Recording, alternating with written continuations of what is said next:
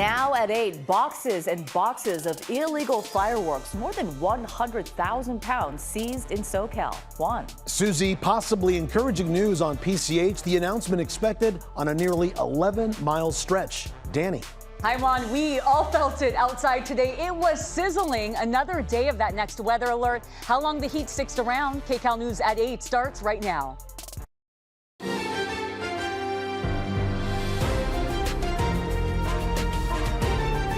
This is KCAL News, Los Angeles. Hi, everyone, and welcome to KCAL News at 8. I'm Susie Suh. And I'm Juan Fernandez. Our next weather alert stretching into a second day tomorrow. Yeah, that's following a very warm Wednesday. We really felt it out there today. KCAL News meteorologist Danny Ruberti feeling that heat again tonight. Danny. Yes, that's exactly right, you guys. I mean, it is 8 o'clock at night, and we are still dealing with temperatures in the 80s. That's what we're seeing in the Inland Empire right now. Upper 70s in the San Fernando Valley. Beaches are still in the upper 60s right now. This was day one of that next weather alert, and tomorrow we're going to do it again. But a big change. Not everyone is included in this. Los Angeles and Orange counties, that will be dropped going into tomorrow. But these areas under alert, and I apologize, this should not say Saturday. This is going to be for Thursday. We're looking at our inland valleys and also the Antelope Valley. So this is going to be one more day of heat for us. And once we get to Friday, we're going to see some big changes out there. So in the Inland Empire going into tomorrow, upper 50s to start the day, and we're going to see another really fast climb, mid 70s, making our way into the 90s into the afternoon. Now, it's not going to be as hot as today. Today was the peak of the heat, but tomorrow is pretty close to it. Mid 90s in the Inland Empire, low 90s in the valleys, high deserts in the mid 90s. It's going to be sizzling, temperatures above average. We're still dealing with dangerous heat, mid 80s over in Los Angeles and Orange counties. Big changes start Friday. We're going to walk you through not only the heat, but also the cool down for your holiday weekend. That's coming up in your next weather. You're always getting ready for us. All right, thanks so much, Danny. A massive fireworks bust, investigators seizing more than 100,000 pounds in commerce. They found them after an investigation into a licensed importer-exporter who allegedly violated laws and regulations governing its license. Officials are reminding people that any fireworks lacking the Safe and Sane seal are illegal to sell, transport, or use in the state. Violators could face fines of up to $50,000 and a year in jail. A home that survived the LA wildfires damaged by new flames today. Desmond Shaw is over a home in the Pacific Palisades. Well, here we are over Las Pulgas Place in the Pacific Palisades, where a home that was able to survive the Palisades fire earlier this year sadly sustained some very serious damage from a fire earlier this afternoon. It was an attic fire. It took more than 30 LA City firefighters more than a half hour to put it out. They managed to get it extinguished, but as I zoom in, you can see some devastating damage to this really nice home. Just want to widen out and show you Las Pulgas Place and the surrounding area. This cul-de-sac actually fared very well in the Palisades fire. As I widen out more, though, you can see some of the surrounding streets where a few of the homes did burn, and the lots that have all been cleared. It's just so tragic to think that you made it out of the woods from that devastating firestorm earlier this year, only to see your home burn in an attic fire earlier today. At least there were no injuries reported on this fire. Reporting over Pacific Palisades and KCAL, I'm Desmond Shaw. Back to you now in the studio. Well, new at 8 tonight, after months of closures, PCH reopening a nearly 11-mile stretch that connects Malibu to the west side. The governor's office telling us they will announce tomorrow that it's reopening on Friday. The road is crucial to many residents and businesses and has been hit with setbacks since the Palisades fire in January. One person recovering from significant injuries tonight after an explosion at an apartment building in the Westlake district. Firefighters believe it was a gas-related explosion in the building on West 4th Street near Lucas Avenue. Apartments were evacuated as they investigated, and there is some damage to the second-floor unit and possibly the roof. Prosecutors and police announcing the results of an operation aimed at taking down alleged child predators. As KCAL News reporter Luz Delia Caballero tells us, Operation Spring Cleaning ended with dozens of victims rescued and more than 250 arrests. We're here to announce the results of Operation Spring Cleaning. It's a weeks-long multi-agency operation going after sex offenders who used the internet to target children across 5 counties. Los Angeles, Orange, San Bernardino, Santa Barbara, and Ventura. The goal was to identify and arrest predators who were using the internet to sexually exploit children and to rescue young victims from abuse. The effort led to 265 arrests and was carried out in 2 phases. The first involved undercover investigations on various social media platforms where suspects were attempting to lure or groom children. The second phase involved the service of multiple residential search warrants and arrest warrants, targeting suspects involved in producing, distributing, or possessing child sexual abuse material and those preying on children online. In all, 27 children were rescued from ongoing abuse. Some of the crimes these suspects were arrested for include possession of child sexual abuse material, lewd acts with a child, and human trafficking. I would actually call this Operation Sick and Depraved Cleaning. Los Angeles County District Attorney Nathan Hochman putting out a loud warning call to child predators. Stop what you're doing, or you will be arrested and you will be punished to the full extent of the law. And also a message to parents, law enforcement, urging them to talk to their children about what they're doing online, to monitor their online activity and know who they're talking to. Better yet, get your kids offline. Get them offline, get them off the internet, and get them outside. Nothing good is going to come from them talking to strangers online. In addition to enforcement efforts, approximately 1,000 parents and children received internet safety training to help them stay safe online. In downtown Los Angeles, Luz Delia Caballero, KCAL News. A state senator from Riverside cited for allegedly driving under the influence near the state capitol in Sacramento. And Sacramento police say Senator Sabrina Cervantes was involved in a crash on Monday and taken to a hospital by private party with minor injuries. Officers went to the hospital and claimed Cervantes showed signs of intoxication. She was then issued a citation for suspicion of DUI. Senator Cervantes said in a statement, quote, while seeking care in the emergency room after my sedan was T-boned by a large SUV, I was accosted by Sacramento Police Department officers, falsely accused of driving under the influence and involuntarily detained for several hours at the hospital. This ordeal was deeply depressing. I want to be clear, I did nothing wrong. The lab results I sought in the hospital show conclusively I had no alcohol in my system. Our Tom Waite is working this story and will have much more for us ahead on KCAL News at 9.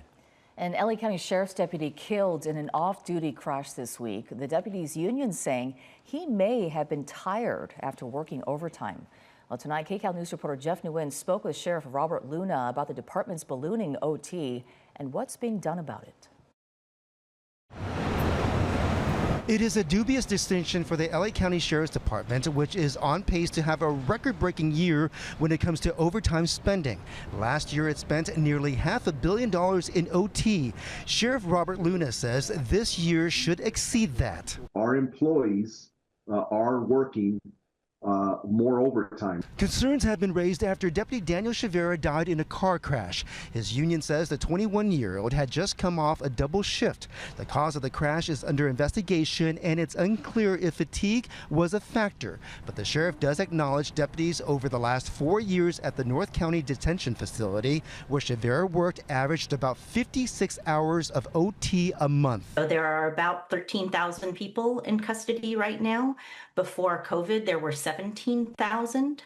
So I think there's a question of, what was the staffing level at 17,000? What is it at 13? Were there adjustments made? Because we are under multiple settlement agreements and consent decrees that we've had for years, there are specific requirements for staffing. Since the pandemic, the number of staffers leaving the department has outpaced those joining. In 2022, there were more than 9,500 sworn members of the department. As of the end of last year, that had dropped to just over 9,000.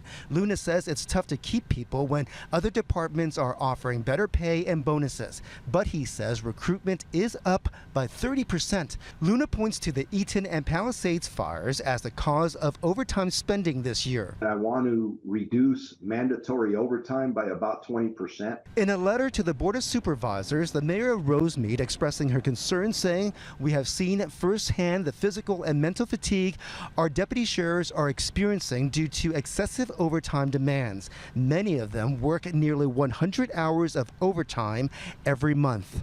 Sheriff Luna says in order to get a handle on the workload, there is now a moratorium on new county contracts. And he says the department has expanded wellness programs to help deputies deal with stress. In downtown Los Angeles, Jeff Nguyen, KCAL News.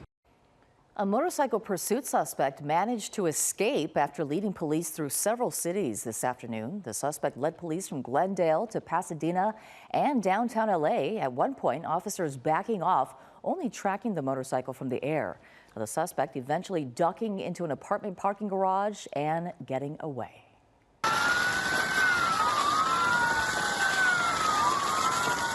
And now to this high-speed pursuit on 3 tires this time. Sparks flying on the 60 freeway through the San Gabriel Valley overnight.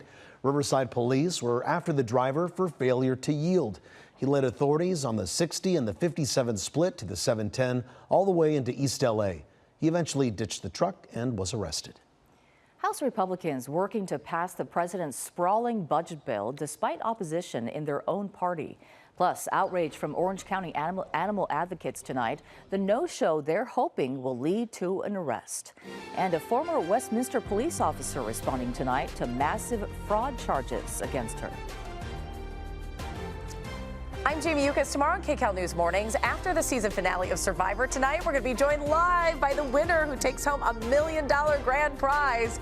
Find out how they were able to outwit, outplay, and outlast in the islands in Fiji. That's tomorrow morning at 8 on KCAL News Mornings, where we'll see you each weekday from 5 until 11 a.m. Our next weather is in your neighborhood tonight. We want to talk about the weather, what you can expect to get you and your family prepared, but we also want to show you what makes your community so special to us. Next weather in your neighborhood, only on KCAL News. A tense meeting at the White House between President Trump and the president of South Africa as Trump pushes claims that white South African farmers are being killed and their land seized. Well, these allegations were dismissed by a South African judge earlier this year. There is criminality in our country. People who do get killed, unfortunately, through criminal activity are not only white people. Majority of them are black people. Well, the president of South Africa was hoping to restart trade talks after President Trump cut aid to South Africa earlier this year. Members of Congress continue to debate the merits of what President Trump calls his big, beautiful budget bill. Yeah, the president and the Speaker of the House are hopeful the bill will pass before the holiday weekend. But as KCAL News reporter Erica Brown explains, the number of Republican holdouts may stand in the way. Susie and Juan, House Republicans are still working to push the president's budget bill across the finish line after meeting with the president again today to try to strike a deal and hold a vote by tomorrow. As President Trump welcomed the Florida Gators, the National Men's College Basketball Champions, to the White House Wednesday, House Republicans worked to push across the finish line what he calls his one big beautiful bill. I feel very confident that we're going to keep this bill moving tonight. Keeping this bill moving means passing it. And look, we know the margins are tight. House Speaker Mike Johnson was pushing for a House vote on the bill as soon as Wednesday afternoon, but it's unclear if the president will have the votes needed for the bill to pass due to a number of Republican holdouts. You will see how all of this is resolved, but I think we can resolve their concern. The budget package includes an additional $350 billion for border security, deportations, and defense, and spending cuts to entitlement programs. But members of the House Freedom Caucus say those cuts and efforts to root out waste, fraud, and abuse in Medicaid don't go far enough. You're having 7 times more money going to the able-bodied than the vulnerable. We're trying to fix that. President Trump worked to rally support for his bill, calling key Republicans for a meeting at the White House Wednesday afternoon. White House officials say the meeting moved the ball in the right direction and called on Congress to immediately pass this bill. The markets tumbled Wednesday due in part to concerns the president's spending bill could lead to exploding federal deficits. The House Rules Committee began debating the legislation in the wee hours Wednesday morning. The committee's vote is the last hurdle before the bill can go to the full House for a vote. A new projection from the nonpartisan Congressional Budget Office says the bill as it stands would force billions of dollars in more cuts from entitlement programs, and it would also add trillions of dollars to the deficit. Susie, back to you. Erica, thank you so much. And now to our next weather alert. Ooh, we had the hottest day of the week so far today, and it was blazing today. Wow. And at least we have the hottest day out of the way. Yes, right? we're done. But Suze, at least, you know, for the hottest one. Yeah. Exactly. But you know, tomorrow's not going to be too much cooler, but you guys, we're going in the right direction. Okay. So I'm going to take that as a win. Going down. And wait until you see the weekend, Suze. Ooh, I can't wait for the holiday weekend. I love the looks. It's going to be perfect for the holiday weekend. Oh my goodness. We've got a few clouds out there, but we're going to work through all that, and it's going to feel so good to get outside. Okay, so tomorrow, yes, we're still holding on to that next weather alert. So even though I said we've got the hottest day out of the week, that is true. It's just tomorrow is still going to be really hot away from the coast. Let's talk about it, get you prepared. Today, though, as Susie mentioned, I mean, it was blazing out there. It was sizzling, but this was really focused on our inland communities, areas like Riverside, 95 degrees. Many of you living in beach communities are probably like, what are you talking about? Huntington Beach reached 74 degrees, so a 20-degree difference between some of our inland communities and some of our beaches. Now, going into tomorrow, we're going to see this next weather alert sticking for our inland folks and also our families and communities in the high deserts, Los Angeles and Orange counties. Officially, this is dropped as we go into tomorrow. As this high pressure builds in, it's not quite as strong. It's still going to be warm. We're still dealing with 80s, but not to the extent that we're seeing those 90s out there in the Inland Empire and our inland valleys. So let's get you ready for tomorrow. Make sure you and your family feel prepared for your Thursday. It's going to be a warm start and a hot finish. Some morning clouds are going to pop up, and that's going to make things feel, again, a little bit more comfortable for folks in our beach communities. And then I'm going to call this a WW, a winning weekend, because it's going to be just classic Southern California weather. I mean, we know the drill this time of year. We're going to see the May gray turning to June gloom very quickly. But look at these temperatures. It doesn't get better than this. Saturday, mid-70s. By Sunday, it's going to be a little bit warmer. Quick high pressure builds in, upper 70s. Now, before going in depth on the weekend, I'm all excited about it, but we've got to talk about this big high pressure. It's not here quite yet because the high pressure is building and strengthening, and tomorrow's going to be another really toasty day. One more day of this next weather alert. Temperatures 10 to 15 degrees above average. Fire danger increases. And another big piece of this when we deal with the heat advisories and kind of the reminder for how dangerous this heat can be, it's the fact that our overnight lows stay really warm. We don't get relief at night going into the morning. And that's going to be the case tonight into tomorrow morning. Even right now, I mean, you guys, 8:20 at night, 70s, we'll be in the 70s at 10 o'clock, still in the 70s by 11 o'clock, and by midnight, we're only in the mid to upper 60s. So with that being said, we're waking up tomorrow morning to a lot of 60s out there, and that's a warmer start for us. 64 in downtown Los Angeles, 58 over in Burbank, and then we've got 60s for our beach communities, low 60s over in Riverside. Now, one little change going into tomorrow is that we're going to see some coastal clouds, some marine layer clouds popping back up right there for the beaches, and that's going to keep temperatures a little bit more comfortable there. So while we're dealing with 90s inland, we've got 70s, low 70s in Huntington Beach, mid 70s in Torrance, low 80s over in Anaheim. So in Burbank, we'll start in the 60s, and we do a fast climb, making our way into the 80s with a whole lot of sunshine out there. 90s are back in San Bernardino and Riverside. Next weather alert will still be in place. Low 90s in Santa Clarita, mid 80s in downtown Los Angeles. And for our beaches, upper 60s to 70s out there. A little bit cooler than today, but we'll see more significant cooling on Friday into Saturday. Los Angeles and Orange counties, all about the 70s, and we're going to keep that going into next week. We are going to be dealing with some morning clouds this upcoming weekend, but really feeling nice. Valleys, one more day in the next weather alert. 80s Friday, lower 80s this upcoming weekend, taking us into the holiday. Inland Empire, mid 90s Thursday. Then we've got 80s back Friday, but by 90s. 80s for the weekend, going into Memorial Day. High deserts, one more scorcher in the mid 90s. 80s and 90s this weekend. Mountains, oh, it's going to be so pretty up there this weekend in the 60s and 70s. Beaches in the 70s. Coming up, I want to go in depth on the clouds for the weekend and also the heat for tomorrow. We're going to make sure you're all prepared, locked, kind of just ready to go for whatever comes our way. We'll break that down for you next. Just need to get past Thursday. Yes. All right, Danny, thanks so much. Off-target sales expectations prompting change at one major retailer. Yeah, plus a local man cashing in on California Lottery's 40 years of play. KCAL Cares is devoted to taking care of seniors, and this week we spotlight the Pasadena Senior Center, which is working hard to combat social isolation. The center's executive director joined us earlier on KCAL Mornings. We are a very unusual senior center in most part because we are a nonprofit. We offer about 54 classes a week. That's amazing. Lectures. A week. Yes, it is. It's really amazing. And we want to keep seniors active. And we want them to experience joy and purpose in life. And that's what keeps your brain going and staves off depression. The Pasadena Senior Center welcomes all of Southern California. You can stop by for lunch daily or get help from their food pantry. They also offer classes in arts and sports. And if you like to help, you can donate now to the Pasadena Senior Center. Scan the QR code you see there on your screen or go to kcalnews.com and click KCAL Cares. And if you or someone you know is struggling or looking for help with mental health, we have a full list of resources on kcalnews.com/mental health awareness. Coffee with KCAL was in Claremont this morning. KCAL News reporter Rick Montanez stopped by Sanctuary Coffee to learn about challenges and concerns in the community. Now, among the many people who stopped by, the CEO of Inland Valley Hope Partners. Now, they provide food, shelter, and supportive services to people in need. We have been in the community for 50+ years, and we primarily are focused on food and housing and security issues. We rely 100% on the community.